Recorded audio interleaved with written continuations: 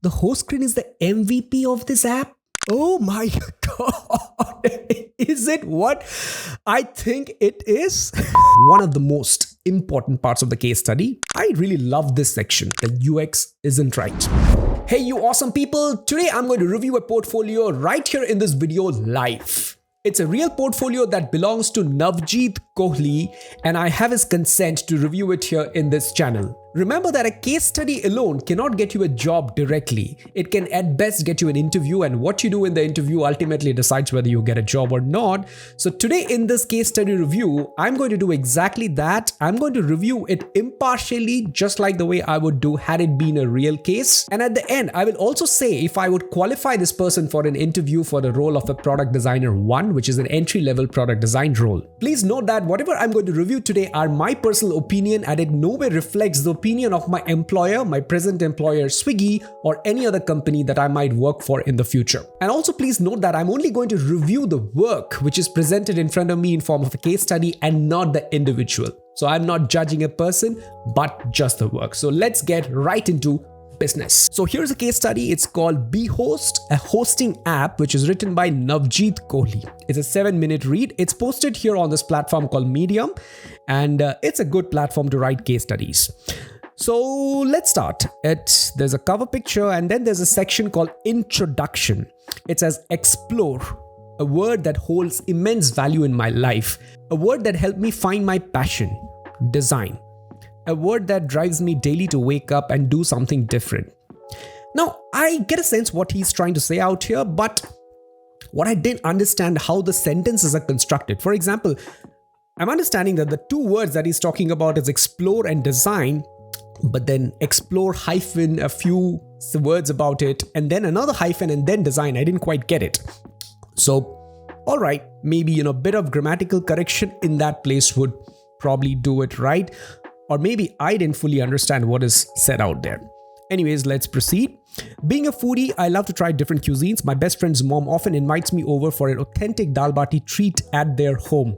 Initially, it used to be about food, but now it's also about knowing their culture, listening to their stories, their experiences.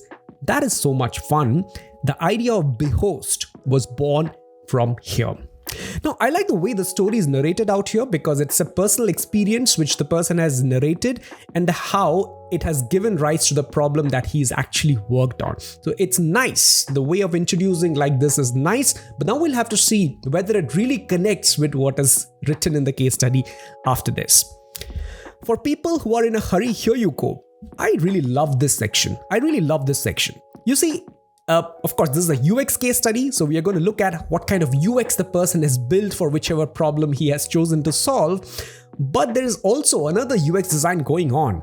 It is the UX of the case study itself. And who's the user of that or the viewer? People like me or anyone who is reviewing it. So have you made it easy? Have you made it delightful? Have you made it nice for viewers or readers like me to go through the case study itself? That is the UX of the UX case study.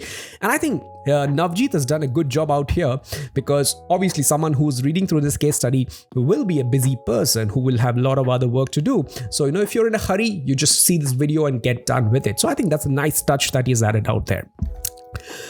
Next is, of course, the problem statement. One of the most important parts of the case study is the problem statement itself, because that will determine what exactly you worked on. Let's read through it. India being a country full of culture, its strength lies in its diversity. Okay, but very few people are able to experience it. Okay, experiencing various cultures, cuisines, listening to stories, having discussions is only limited to close friends and family. Since COVID, people are constantly on their phones or laptops, and their socializing also happens through these rectangles.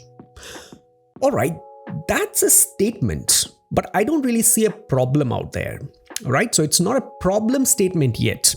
I mean, since it's not very clear, the reader can make guesses. For example, I can make a guess, right? What exactly is the problem that is being spoken about here? Is it, but very few people are able to experience it? So is it like, people are not able to experience culture? Is that what the problem statement is? Or is it that, as a person, I'm only able to have discussions limited to my close friends and family, but not beyond that? So is that the problem? Or again, I see that there's a COVID context. Since COVID, people are constantly on their phones and laptops, and their socializing also happens through this rectangle. So does it mean that people are spending way too much time on phones and laptops, and that is the problem? So the entire thing isn't probably sitting out there, right? So I can get a sense of what the problem statement is, and as I read through it more, maybe I will get more clarity. But as a problem statement, when you write it in your case study, it is very important that you make it to the point and crisp, and it clearly calls out what problem you're attempting to solve. So in this regard, if I get it right, it could be like, people want to experience different culture, which they do not otherwise have directly access to, and that is a problem. So maybe your product attempts to solve the access of different cultures, which is not easily accessible. It could be something like that. So if you want to know more about how problem statements should be written, I'll leave a link in the description. It's by Nielsen Norman Group, where they have clearly written how a good problem statement should be like. Okay, let's get beyond it. Overview. Behost is an app that lets you choose events as well as attend events all at one place. This sentence is nice. So one sentence clearly talks about what the Behost app is. It's a place where you can host event and also find other events to attend. That's nice. Since COVID, people are constantly just a repetition of that. You don't have to keep repeating it. Okay, Behost makes this experience a little easier for people. You get to choose whether to host an open event or an invite-only event where you pick the guests. Okay. Safety for you and your guest is ensured through blue tick badges. Really? Safety? Blue tick badges? Okay, maybe a bit of accountability, but in a world where blue ticks are sold for money, is this really a safety thing? I don't know. Okay, if you say so, could be it. Through a 4-step process, be the host you always wanted to be. All right. Target audience. That's also a very important section, because whenever you are talking about a problem and you're solving it, who are you solving it for is a very important thing. Let's read through it. The target audience varies from 18 years to any age. So 18 to anything.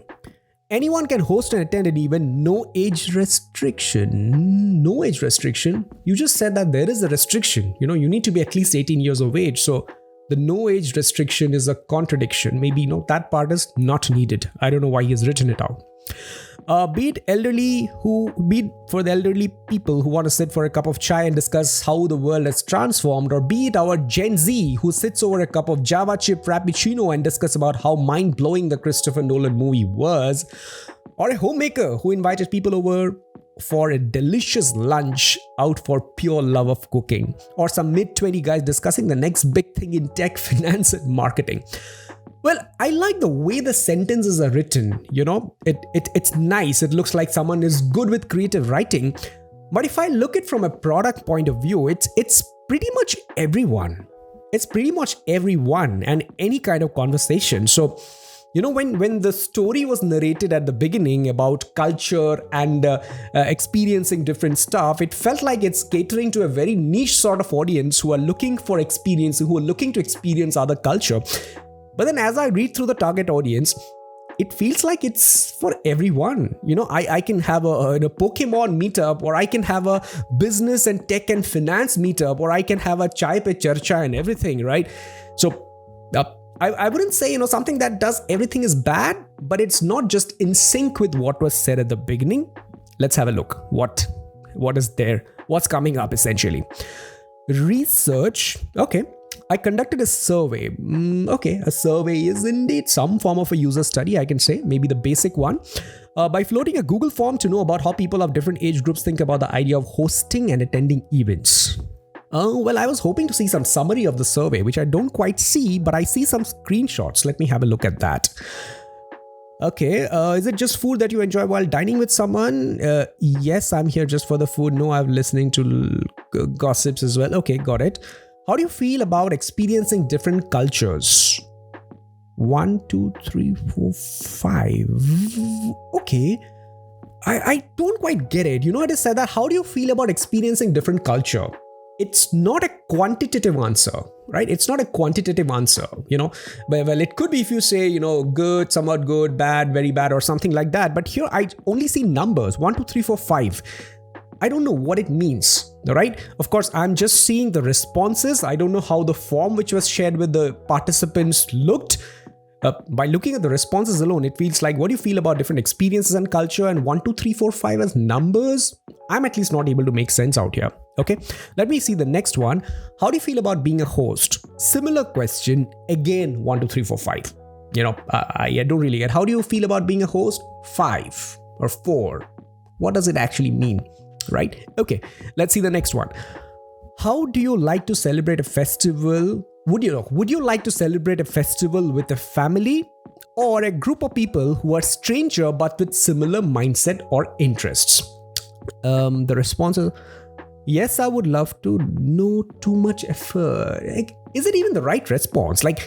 It's clearly a question which says, hey, do you like this or this? An answer to this could be, hey, I like this, or I like this, or I like both, or I don't like either of them. Yes, I would love to. No too much effort doesn't feel like a response to this question, right? I think something is off out there, right? Think about it. Do you want apples or do you want oranges? And the answer to that is, yes, I would love to. I would love to what, right? Or no too much effort. No too much effort for what? Apple, oranges? That part isn't clear. So this isn't a well-framed question, if this was indeed that was shared in the survey. So I'm not sure, if the insights of this survey can be used meaningfully. Let's go ahead and see. And the last one was, of course, about age. Yeah, okay, that's quantitative. Next, I conducted user interviews to get to know users from each group better. I got a lot of valuable information from the interviews. Initially, I thought of bHost app as an app which lets you experience different cultures. Okay, like what I was saying a while back. But I later realized through the survey and interviews that it could be a lot more than just that. Culture, discussion groups, bonding sessions, making new connections, and a lot more.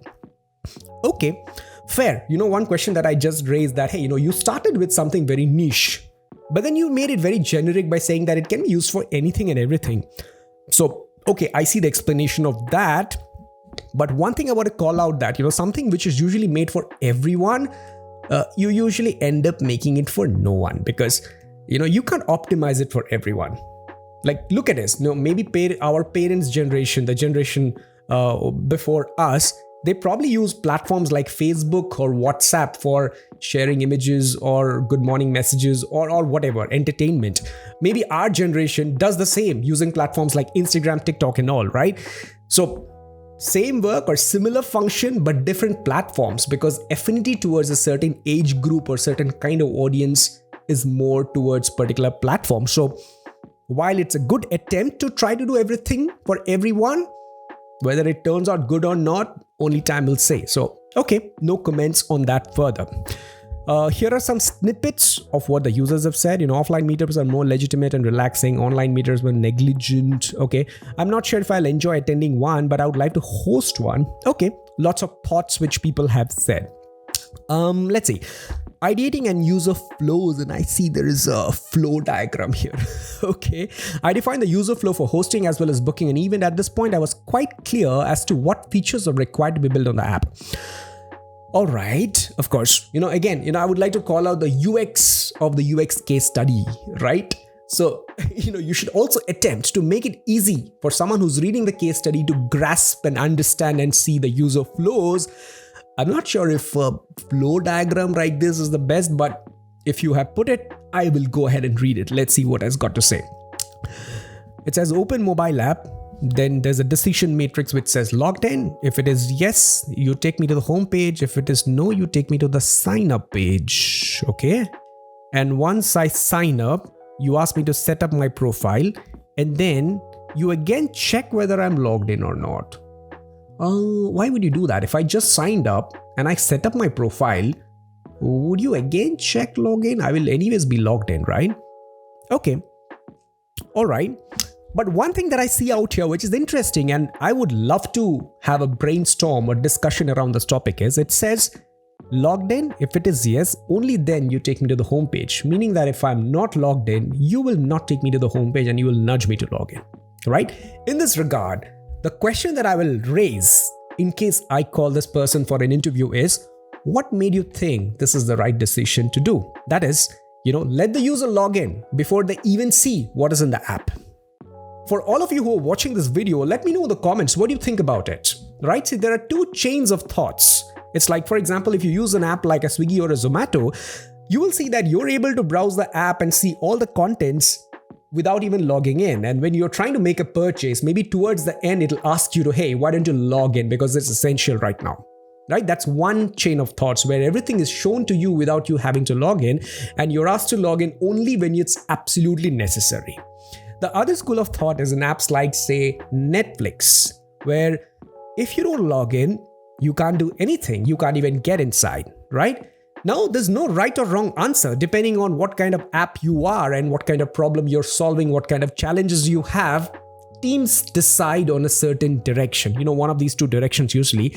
Here, in this one, he has chosen that if you do not log in, I'll not show you anything. Why? That is one thing I would want to discuss with Navjeet if I ever call him for an interview. And for all of you out there, let me know in the comments, what do you think for this app? What would be the right thing? Is it to let the user log in and only then show all the things? Or let the user have a look at everything and then towards the end asking him to log? Let me know in the comments. Before we proceed, I would like to speak a bit about WhatsApp, who are also the sponsors of this video. WhatsApp needs no introduction as it has already revolutionized the chat between friends and family. And not just that, the business version of WhatsApp has helped small businesses around the world to help boost their sales and lead generation process. For WhatsApp Business, you can also create ads to show on Instagram and Facebook to potential customers that take users directly to your chat with you on WhatsApp, where you can use the opportunity to drive sales, offer customer support, product awareness, or retarget old customers with offers running in your store. You can also set up auto reply for frequently asked questions about your products, answer questions, and you can easily convert your leads from ads into new customers. I've attached a link in my description to help you understand more, and you can share it with someone who runs a business and relies on WhatsApp. Follow the link in the description to learn more, and now we are back to the topic of the video. And the rest of the flow, of course, browse and select. Again, invite only. If it's an invite only, then you go through the application process. If not, you directly buy the tickets and pay, and it comes to your calendar. Okay, rest of it feels straightforward. Similarly, hosting event, I'm not specially going for it, but the same question again, like why log in before and not later? Okay, final screens starts with the home screen. The home screen shows the different events happening around, and mainly for the guests to pick and choose what events they would like to attend. The point to consider here is mainly around for the guests to pick and choose the events they would like to attend. So he said that the home screen, whatever things you're showing, the user should be able to choose and pick the event. But I would love to see this. Okay, there at the bottom. Again, I would like to call the UX of the UX case study.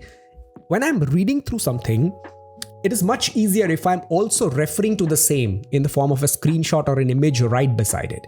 Here, I'm reading this, and I'm made to read a whole lot of other things before I even get to see the image. So instead, instead of maybe having all of them together, if you could just take those snippets and put them right beside where the text is written, it will be much easier for me as a reader to consume the content. All right. So a search button to search for any specific. It also contains offer banners for users who can nudge them even. Okay, what kind of offers? Let me see the screen and understand. Okay, it says, good morning, Vihan. There's probably my profile, search. This is an offer. It says, host your next event at Subco and get a free coffee. Subco, by the way, is a coffee shop, and that's what it is. So looks like Subco as a restaurant or as a cafe is running an offer saying that, hey, if you host your event at our place, we'll give a free coffee to all your guests. That's the offer that's being spoken about here. All right.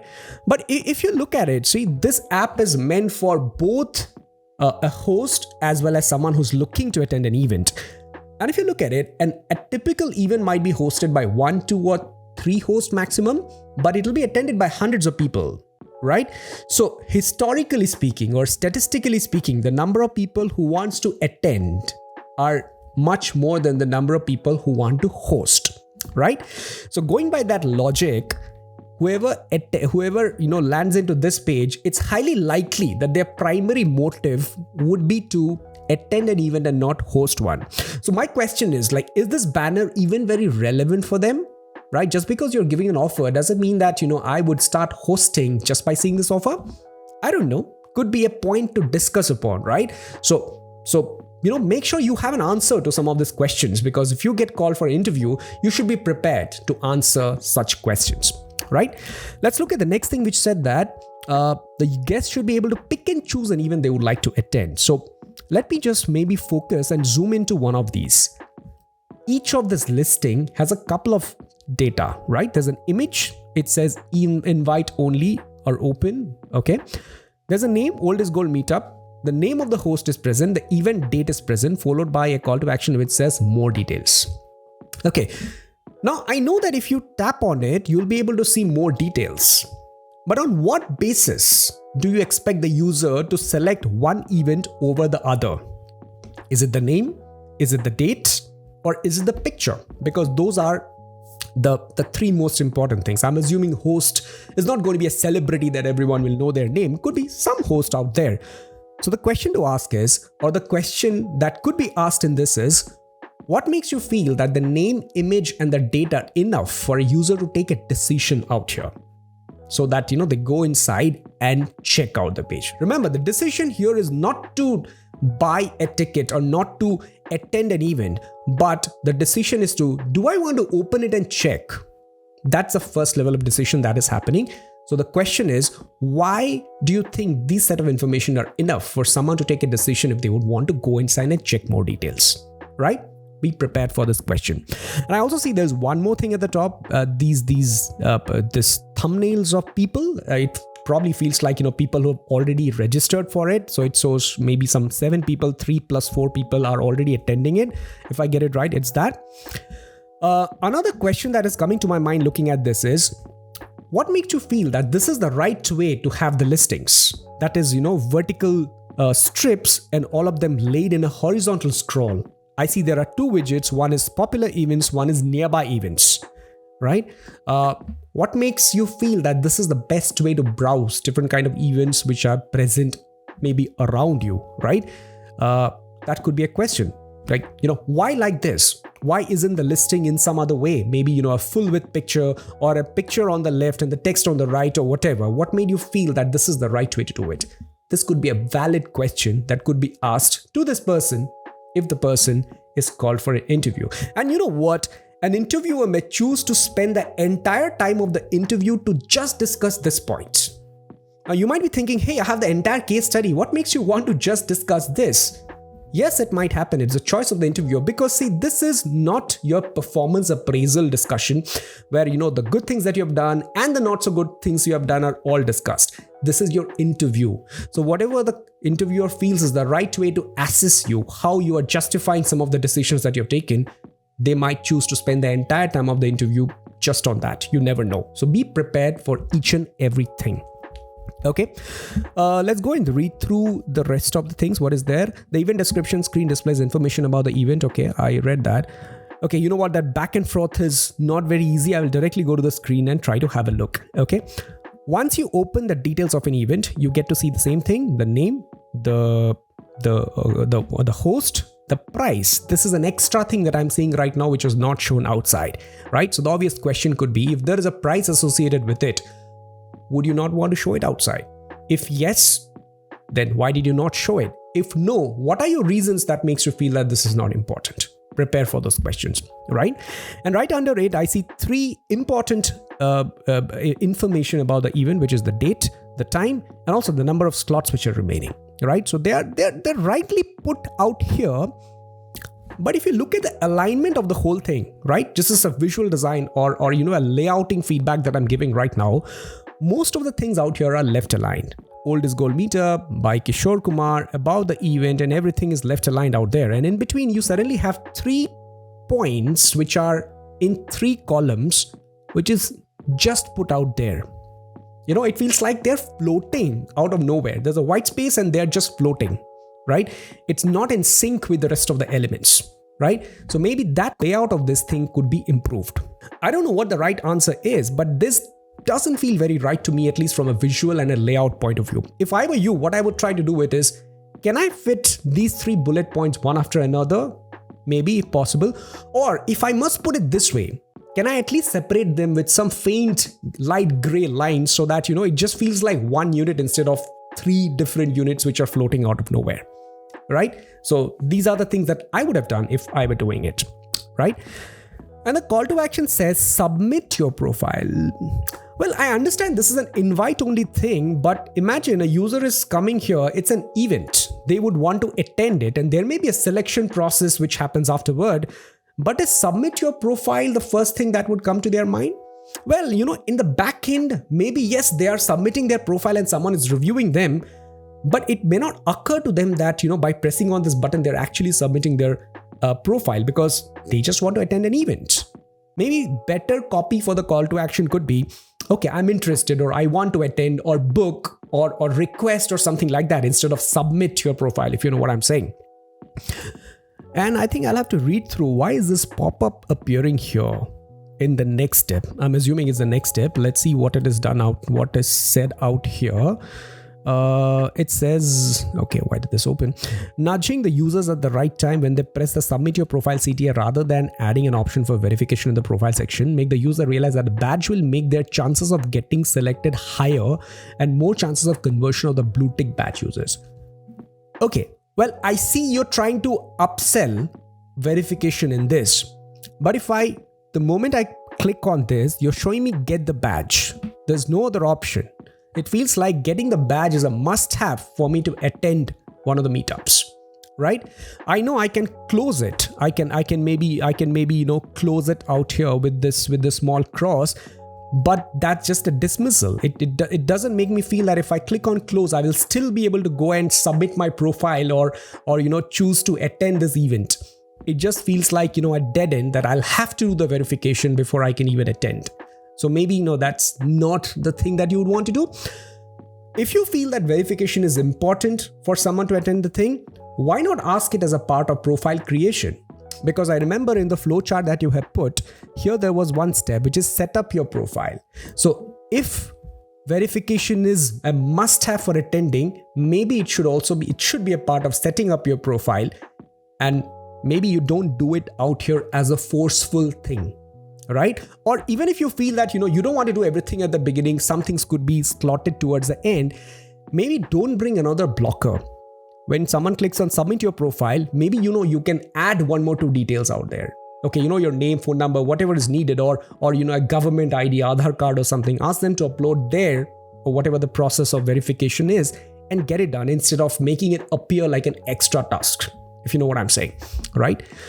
All right, let's go to the next section, which is the booking section. It says booking screen deals with all things related to booking, post-booking events. All right, got it. Let's quickly get into the screens. It says bookings, and there are 3 tabs under it, which says booked, pending, and notification. Okay, maybe I'll just go and read through it. It shows all the upcoming events and the details in short. The pending tab shows all the events that you have been accepted for, and a CTA for paying the ticket price to complete the booking process. The notification tab contains all notifications regarding the booked events. Okay, so it says that a booked event is the events which are booked, which I have paid for. Pending is something which has been approved, but I haven't paid for, if I get it right. I'll just read it once again. The pending tab shows all the events that you've been accepted for, and a CTA for paying the ticket price to complete the booking process. All right, so where does those events sit, which I have sent for a request, but I haven't heard back yet? I thought that would be the pending, because I don't see any other place where that sits. What if I've applied for something and I change my mind? I go and delete it. How do I pull it back? It looks like it's not showing up anywhere in any of these places. And most importantly, why should notifications sit at the same level as booked or pending? Because booked and pending, from what you've written out there, feels like 2 states of booking, because that's what the heading of the page is. Those are my bookings perhaps. Why is notification at the same hierarchy as them? The information architecture is not correct because the notification can have, let's go and read through it once again. The notifications tab contains all notifications regarding the booked events like setting a reminder or for event groups created by hosts and so on, right? So if I look at it, the notifications will be anything around booking. It could be from a booked event where a group is created or some timings have changed or something, or it could even be from the pending ones where I get to know that, hey, you're accepted, now go and make the payment and stuff like that.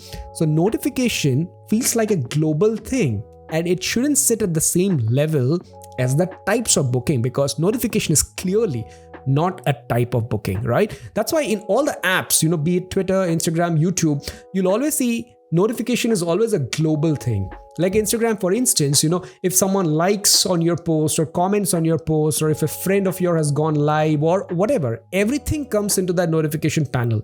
And it's not for, one kind of content and so on. So notification is a misfit. There's a problem in the information architecture, the hierarchy of the information that you have put out there. So this isn't correct. All right, let's proceed further. It says ticket and message screen. The ticket screen is a simple UI. Okay, I believe when I tap on any of these, the screen that opens up is the ticket screen is what I'm assuming. It contains two. Okay, then is the messaging. Okay, let's first look at the ticket. Okay, fairly straightforward. I also see there's a QR code out here, and I believe that when someone reaches the venue of the event, someone is going to scan that QR code, right? In this regard, well, this is fine, but one change if I were you, I would have done is maybe have the QR code somewhere towards the top of the page. Either the very first element, or even if it's not the first element, maybe the second element, so that I can always ensure that the QR code would be in the first fold of the phone. Because you see, if someone scans it, and people may have different kinds of phones, right? Low-end phones with screens not as dense as some other high-end phones, where if the QR code is towards the bottom, there are chances that it'll go into the second fold, right? To avoid that, it's better to have it somewhere at the top, because imagine if it's in the second fold, then the users will have to do two things. First, tap on the card, and then the redundant step of scrolling it so that the QR code is in the first fold, right? So that's one small change that you can do. Let's look at the messages, which is the final tab out here, which says there are two further tabs inside messages, which says guests and hosts. Okay, so it looks like these are messages from guests and messages from hosts. Now here I'm slightly confused. Who are these guests? Since this app can be used for booking as well as for hosting, so guests could mean many things. It could either be guests from a meetup that I have hosted, and I've hosted and a guest has some query, they've sent me a message, or it could be even that I have chosen to attend a meetup hosted by somebody else, and a co-guest, another guest who's just like me, is just socializing with me by sending a message. It's again a little confusing, right? So what I feel is maybe the tabs are not even needed, because I don't expect lots and lots of messages to appear out here just like WhatsApp, because this is a very purpose-driven thing. There is an event and the messages will only be about that event. Once that event is over, I don't think people will continue chatting out there. So maybe the tabs were not even needed. And if you still feel the tabs are needed, I think you should make it clear which guest you're talking about, which host you're talking about. Otherwise, it can be confusing, just like the way I got confused. Okay. All right, let's move to the next one. It says host screen. Yeah, the host tab, I believe. It says the host screen is the MVP of this app. The host screen is the MVP of this app? As the name suggests, be host. I mean, do you know what MVP is?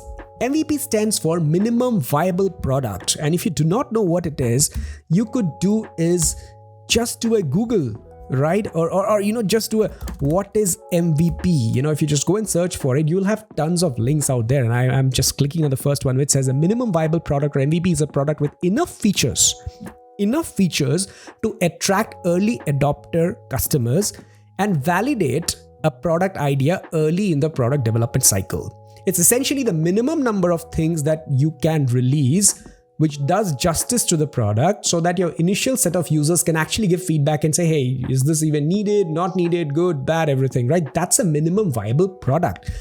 One screen cannot be an MVP, right? So one screen cannot be an MVP. Your entire product, the first version, is your MVP, right?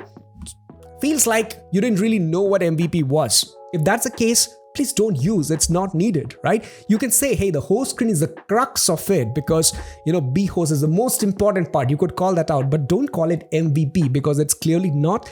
And if you still want to use the word MVP, a high sounding word, maybe just go do a Google. And once you know what MVP is, just like I have opened the link, then use it in the right context, right? All right, let's get ahead. The host screen contains a create event CTA and the upcoming events that the host has been created. Okay, let's jump into the screens directly, okay? It says it's time to host. The button which says create an event hosted by you, completed events.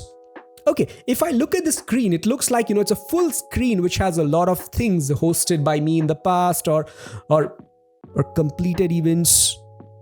Okay, again, it's time to host. So I believe all my events that I host are going to be here. They're all my events that I have hosted, right?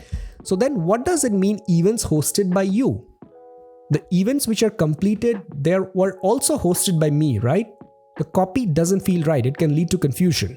So what you could write is your events as the main heading, and the subheadings, this could be your ongoing events or your upcoming events.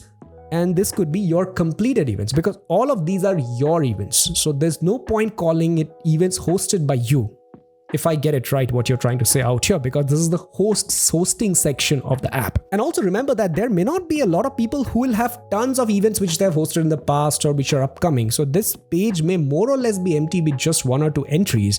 And if that's the case, you would have just a button right at the top of the page. Would you really want it? Maybe in a better position would be to have it somewhere at the bottom. Create a new event which is more accessible and close to the thumb, if you see it from a mobile point of view, right? It's that. And I also see what's happening here. The new one is review applications. I see that in this listing, you have put another button inside the image which says review applications. And then there's something called manage events. How does it work? Just review applications. If I tap on it, you are going to open this thing, and then tapping anywhere else, you will take me to manage events. Too much complexity. What I would rather suggest you should do is have the review application inside the manage event itself. Because see, review applications are nothing but your attendees or your potential attendees. Your attendees are an important part of your event. So if you want to review applications, why can't you have it inside that same page itself? Create a detailed page where you can manage the maybe timings and other stuff. And at the same time, you can also have a section where you can go and review these applications, which you have done out here. All right. That would be, I think, a better approach to do. And even if I look at these individual cards out there, it says Mohit Chauhan, there's a personalized note. And there are 2 buttons which says decline and send invite. You see, these words do not really form a pair. I understand that, you can either decline a request or you can accept and send an invite, but send invite as such is not a pairing word with decline. The pairing word with decline is maybe accept. Accept and decline are probably the 2 pair words. And if you want to be even more particular, that because accepting means essentially sending an invite, you can always write accept and send invite rather than only writing send invite. Right? It just doesn't form a pair, and which could create confusion in the minds of whoever is using it. In this case, your host. Okay. All right. Let's go to the create event screen. It's a 4-step process. Again, the same feedback. If you could have snippets of the image or the screenshot right beside the text, it would be much easier for a reader like me to understand what is happening. So what I'll do is I'll directly go to the screens and have a look at this. It's a 4-step process. Good. And you've said event details, title, description, date and time, guests. Now, I don't understand what these guests are. Is it the maximum number of guests that can attend? Because, these events are public. Anyone can go and click and choose to attend it, provided you accept. So is the guest the number or maximum number? Maybe my maximum is like, I can't host more than 20 people. I don't have the space or something like that. That isn't very clear what is meant by guest. And secondly, you have used a plus minus stepper. Which is good if the number is smaller, right? If I know that it's going to be 3, 4, 5, 6 or 7 maximum, right? But the moment this number goes into the territory of 10, 15, 20, this plus and minus will be a very tedious thing. Imagine tapping it 20 times. Maybe a simple text box is much easier to do that same, right? Just go ahead and type. Okay, so that's one feedback here. Where's the the location is the next step. Where do you want to host your meetup? Okay, the address, and there is just a text box which says host at Subco. No like location or something, because if I see the previous page here, for the event detail page, there was a map snippet and there was an address, Prithvi Theatre, Janki, Juhu Church Road and all. Where was this collected? Because if the event is getting created like this, there should be a place where you collect it, and I thought this would be that space, but here it is just one free text which says hosted Subco, which feels more like a discount coupon code, right? Yeah, I think something is definitely missing out here. This isn't right. Okay. Offers we have spoken about at the top. Let's see, food and drinks. Okay, maybe you can pre-book food and drinks. It says French fries. Add. Oh my God. Is it what I think it is? Okay, it feels like there's a drop down where I'll have all the items. I can select one item in the drop down and then click add to add it to my list. Man, this is one of the toughest way to add items ever. Why do it like this? All right. I don't know why you have chosen to do it like this, but think about it, right? It's not the easiest thing out there. A drop down can have tons of items inside. It could have 50, 60 items. A typical restaurant has above 100 items. So do you think you will show me one long list in a drop down? And then in that drop down, I select. After selecting, I'll hit add. It just feels too complicated, right? What you could have rather done is, either you could just get away with food and drinks. I see there's a checkbox which says order directly on the event day. Simple. In an MVP, maybe, pre-booking of food is not needed, whatever, right? Or if you still want to have food, why not have a simple section or a card or a button which says add food, and when you click on it, open up a new page and do justice to the food adding experience, because this is a UX nightmare, my friend. All right, so this is not done. This page needs to be re-looked at. This is not correct. Okay, let's go to the next one, which says event costs. Okay, this is essentially the bill section. There says add additional costs. What does that mean? Is it supposed to be a cross-sell where you were? Because I don't quite understand. You're saying that it's a cost and my total cost is 1,000 rupees. And then I was like, hey, you know what? I want more cost. 1,000 is too cheap. I want to pay 1,500. Is that what it is? Kind of feels like that, right? I know you want your user to spend more because you as a business might want that. But what you should rather do is maybe you can nudge. For example, if someone has not added food, you could say, hey, why not add some food items? Because if you pre-book it, it'll be cheaper or it'll be easier or whatever, right? That way you should cross-sell. Always make it a user backward reason. Add additional costs is a very internal thing. You want your user to add additional cost, but that's not what you tell the user, right? So even this page needs work. Okay, let's see the last one. It says add additional details, add co-host, profile ID. Okay, I guess, I can search like maybe their name. So profile ID is again too technical a word. Maybe you can say search for guests or something like that, so that they start typing their name and then see they select everything. Set reminder. Okay. 12 hours before the event, send notifications, invite only, create message group. Okay, I understand the second and the third check boxes, but what about send notification? What if I pick 12 hours before the event and I don't check or I uncheck send notifications? Then what happens? Will the notification or the reminder go, or will it not go? Because I'm assuming the reminder will go as a notification, but what if I uncheck this? It's not very clear. If you really wanted to do it, maybe, send notification could be the main thing. Once you check it, once you say that I want to send notification, that's when the reminder thing appears. Because if I turn off the notification, there's no reminder, right? Reminder is a subset of notification and not the other way around, if I get it this way, right? Here also, the IA, the UX isn't right.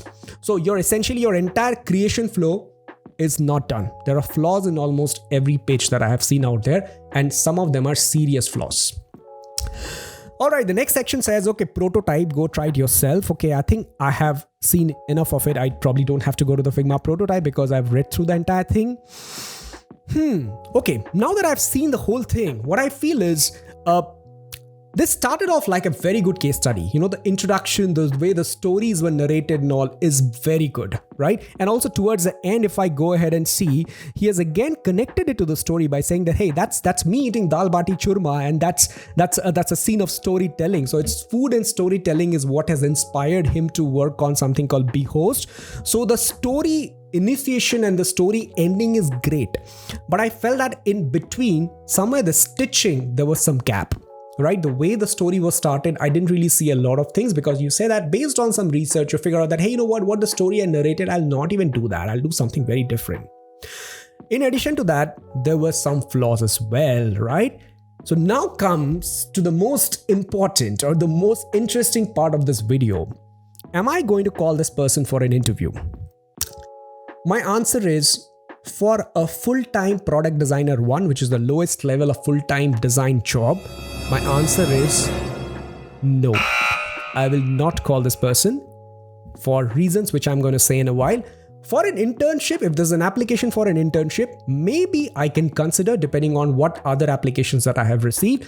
But for a full-time role, I feel there is still some room for improvement. The most prominent ones that I will call out, which is must-have in my opinion, are, I think the problem statement needs to be clearly stated. The problem statement, it was a little fudgy and it wasn't exactly clear what exactly you are attempting to solve. And secondly, the problems which I have mentioned around the user experience itself. There were multiple places. There were problems with information architecture or basic UX itself. It could be as simple as, why should notifications sit with types of booking? Or in the creation flow, which I feel there were lots of errors out there, like basic UX problem, like this, the UX nightmare. And there were lots of inconsistent copies in many places where words were used which just creates confusion. For example, send invite and decline. They don't feel like there are pair of words that you do either this or that. And last but not the least, even in this one, the send notification and the reminder, there's a serious problem in the hierarchy of the elements, because reminder is clearly a subset of notifications and not the other way around. And now that I think about it, the survey which you had written also had similar problems. Here, for example, this question, when it was clearly this or that, the responses that you have written, yes, would love to know, too much effort, is clearly a mismatch. So overall, I'm sensing that maybe, you start with an intent and then maybe, it just dilutes over time because you're not able to connect it with enough justification as you proceed. So, these are some of the things which I feel are must have for any designer. And some of these were missing in the places where I have said. And even from a visual design point of view, this is just about average, which is acceptable for an internship, like I said, but for a full-time role, maybe we expect a little more. For example, look at this banner itself. There are 1, 2, 3, 4, 5, and 6 kinds of text. Okay, if I assume these two are same at Subco and Free Coffee, there are still 5 different kinds of text styles that you have used in one single banner, that too in one side. From a functional as well as from an aesthetic point of view, this banner isn't good. And even from a layout point of view, like I have called out, this section, it feels like the important elements are just floating. So that's my verdict for this case study. It's still a well-written case study, good storytelling, but there were some gaps which I believe can be filled, can be fixed, so that when Navjeet actually applies for a company, he fixes some of these problems so that the same questions or the same errors are not repeated. So if you like this video, like and share, and let me know in the comments if you want me to review more search portfolios like that. That's all for today. This is Sapta signing off.